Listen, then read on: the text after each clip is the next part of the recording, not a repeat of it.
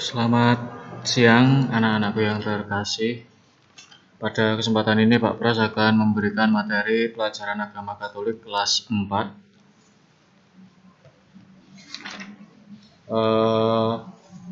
Kali ini Pak Pras akan membahas pelajaran 10. Mari kita awali dengan doa terlebih dahulu. Dalam nama Bapa dan Putra dan Roh Kudus. Amin. Bapa yang penuh kasih, Engkau telah memberkati para pemimpin Israel seperti Samuel, Saul, dan Daud.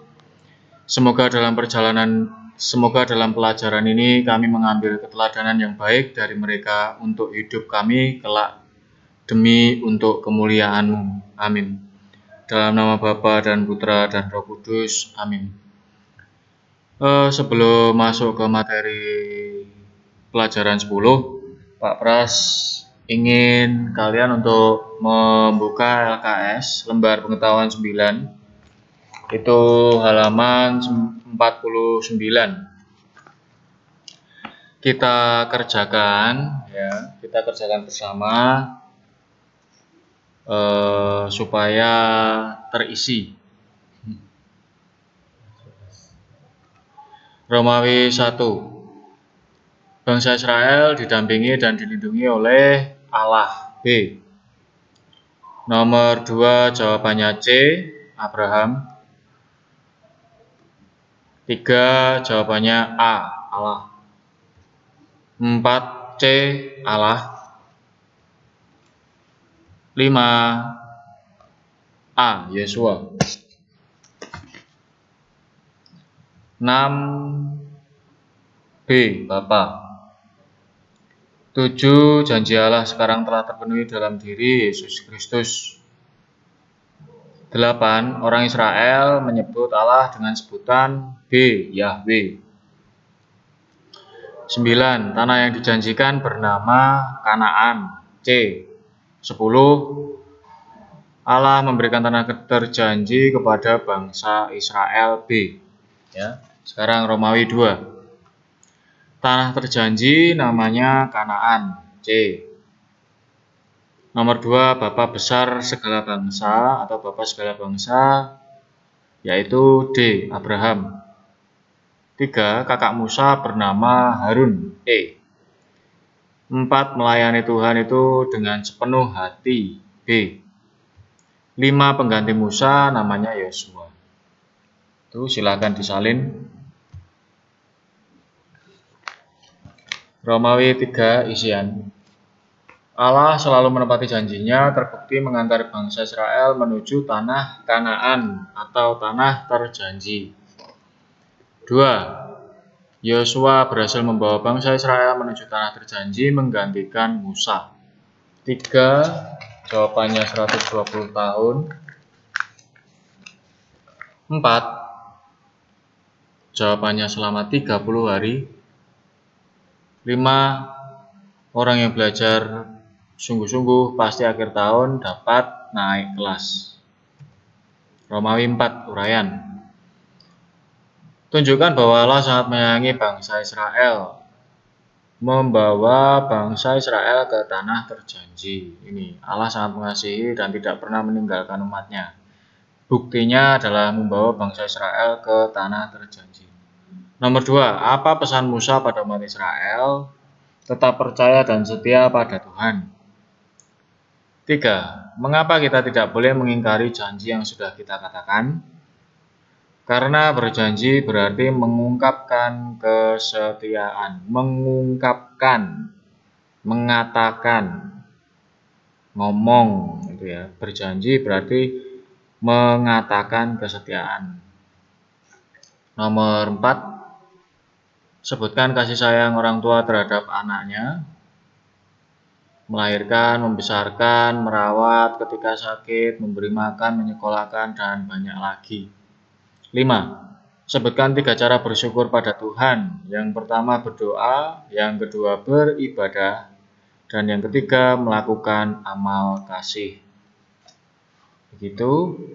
Silakan disalin jawabannya supaya dapat digunakan sebagai bahan belajar.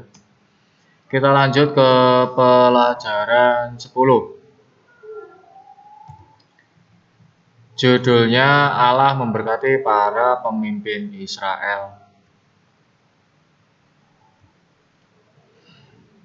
Nah, kekhilafan dan kesalahan Saul adalah berambisi untuk memiliki kekuasaan yang mutlak sehingga ia tidak setia lagi kepada Allah. Kuasa atau kekuasaan selalu menjadi godaan bagi mereka yang memegang kekuasaan. Kuasa ya. Kuasa, bukan kuasa. Kemudian Samuel mengingatkan kita bahwa kita tidak akan memiliki kekuasaan yang mutlak, hanya Allah yang memiliki kekuasaan mutlak. Kuasa selalu terikat pada kehendak Tuhan, satu-satunya penguasa manusia, Tuhan. Sikap seperti inilah yang ditunjukkan oleh Daud. Daud itu setia kepada Tuhan, dan sikap kesetiaan Daud itu adalah warisan sikap Daud kepada kita semua. Setia kepada Tuhan. Nah, bagaimana Daud setia kepada Tuhan? Maka mari kita simak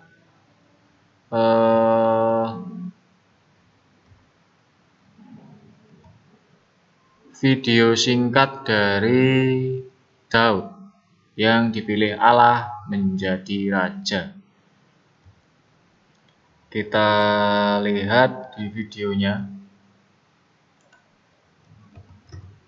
Kita simak bersama-sama ya.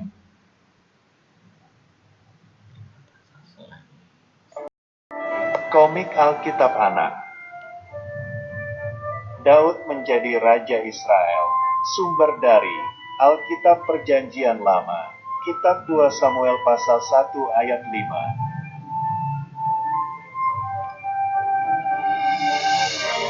Pada waktu itu, kerajaan Israel dipimpin oleh Raja Saul.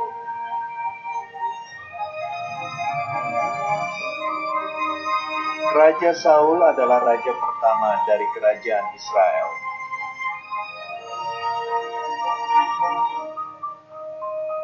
Daud adalah seorang prajurit kerajaan Israel. Daud berhasil kalahkan puluhan ribu tentara musuh.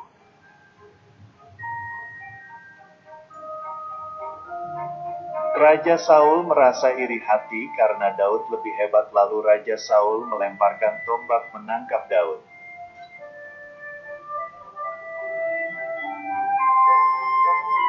Daud menghindari serangan tombak Raja Saul dan berlari pergi menyelamatkan diri.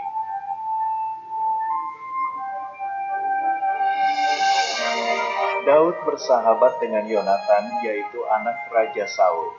Yonatan melindungi Daud dari kejaran Raja Saul.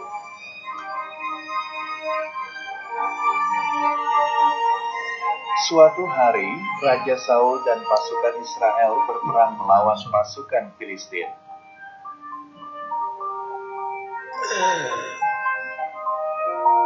Tetapi pasukan Filistin ternyata lebih kuat. Akhirnya, pasukan Israel kalah dan melarikan diri.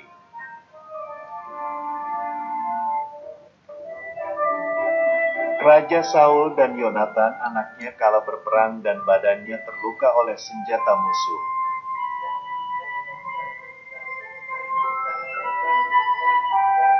Daud merasa sangat sedih karena Yonatan sahabatnya terluka dalam perang.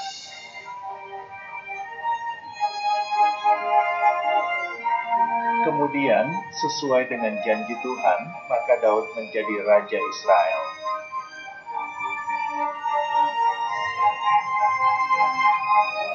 Sekarang, Daud adalah pemimpin perang dan mempunyai lebih banyak pasukan.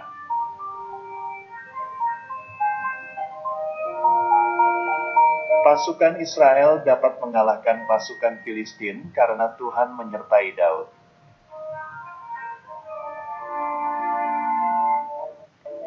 Daud menjadi Raja Israel yang terkuat dan pemberani.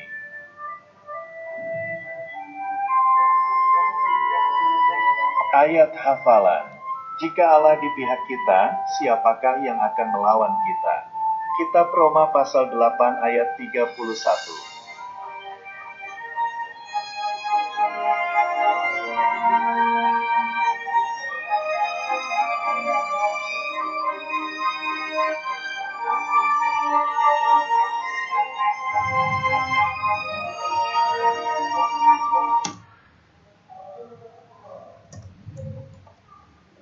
Ya, itu tadi sedikit video dari Daud yang menjadi Raja Israel.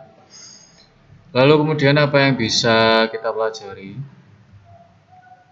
Raja bangsa Israel adalah wakil Allah. Oleh karena itu, raja harus memerintah sesuai dengan kehendak dan rencana Allah. Raja Saul pada mulanya memang memerintah demi kesejahteraan dan keselamatan bangsa Israel. Tetapi kemudian ia mulai memerintah demi kepentingannya sendiri. Hal itu tidak sesuai dengan kehendak dan rencana Allah. Maka Allah meninggalkan Raja Saul dan menetapkan raja baru bagi bangsa Israel, yaitu Daud. Daud selama hidupnya selalu memerintah atas nama Allah. Oleh karena itu, Daud selalu mengutamakan kesejahteraan dan keselamatan bangsa terpilih. Ia menjadi raja terbesar sepanjang sejarah bangsa Israel.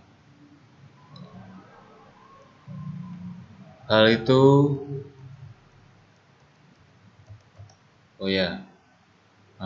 double. Nah, sekarang kita akan membahas LKS lembar pengetahuan 10. Silakan dibuka halaman 57 sampai 58.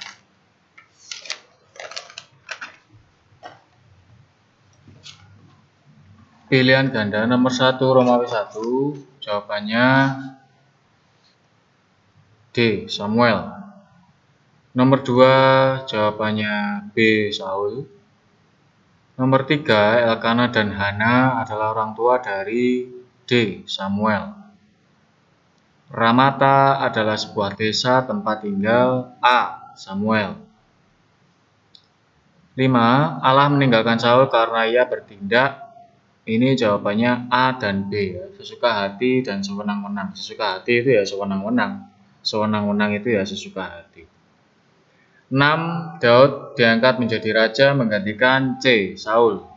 7, Samuel mengurapi raja karena dalam masyarakat Israel timbul A. Pertentangan. 8, Daud dipilih menjadi raja karena anugerah C. Allah. 9, B. Jawabannya gembala.